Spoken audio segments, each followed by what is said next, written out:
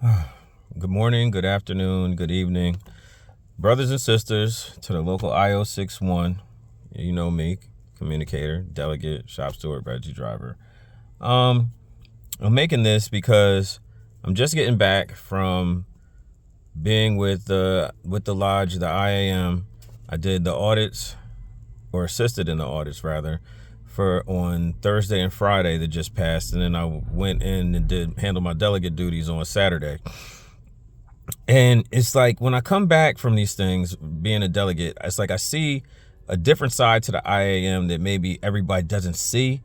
They can't get the picture of how much bigger all these things are and how many other people that share interests and deal with the same things that we're dealing with that aren't at IKEA. Because IKEA is only 2 locals for the IAM. And there's so many different other locals that have so many different other industries, from Boeing to Apple that just joined us to you have companies up in Maine. They're working on cannabis distribution up in Maine. You have different lobster companies. I think that's what they were. I'm pretty sure. But there's different districts, there's different locals all throughout the whole entire flow of what we have going on. I was learning about the different districts and the different setups of how that's set up. How you have I'm saying the word wrong right now. Immaculation. I don't know, but basically what it means is that you'll have one local that is in one work of line of work, and then you'll have another one, because that's what happened with the Baltimore librarian local, and they grabbed on and they took on Apple inside of their local. And oh my gosh, they're over here.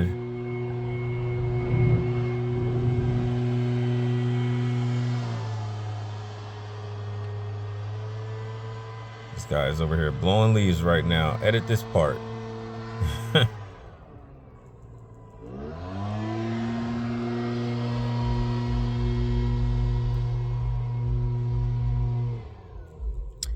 Anyway, so it's different lines of work that are combined into the same local rather. Now you would wonder, like, well, how does that work from a contract perspective? Because they don't do the same things as they do. Well, that's pretty much what it is. They would still have a chief shop steward at their site. They would have a chief shop steward at the other site.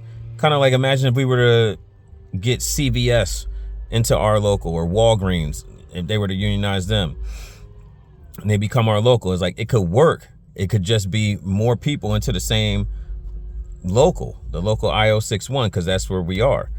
Some of the librarians is a smaller union, and so they were kind of afraid because of the fact that Apple has 13 different locations that became unionized. They actually went to negotiations and just completed that after 19 months of work. They were worried that, okay, Apple could come in and then now Apple has the president and now we won't have a say in what we care about and what we're doing. But it doesn't work like that, because the union is together.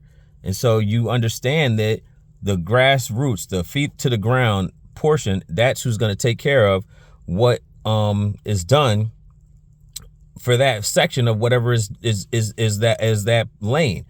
So it would never become a problem. If anything, it just becomes a benefit because it increases the union size, and from the union size increasing, it creates a larger fund for the union.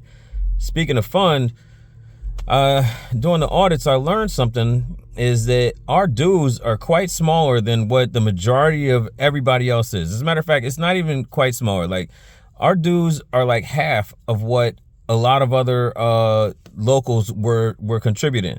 I only saw this in small increments as far as like watching the payments of different business reps, because they still had to pay their dues and such like that from the different places that they left. But ours was, pretty much like half of a lot of other places. And I was like, well, you hear different people always talk about raising dues and how this could affect things and stuff like that. But I think that what we're not realizing is that you have a number that you pay. So you pay this much, and then it stays here. Now, out of that, the union, the local, still pays the Grand Lodge. So then it comes down to this, what we're left with. And because of that, that is what we end up saving every month, and ends up pushing it and pushing it and pushing it every month. Now, if we were to raise the dues, it doesn't go more to the Grand Lodge. The Grand Lodge has like a set amount that they take, you know, or that we contribute back to them. Take is the wrong word. But with that being said, if we want to increase the pot that we have as a local in order for us to do things, have more activities, have better resources and such, that's where the raise of the dues would go. It would go to us, you know, because us as a local, we support us.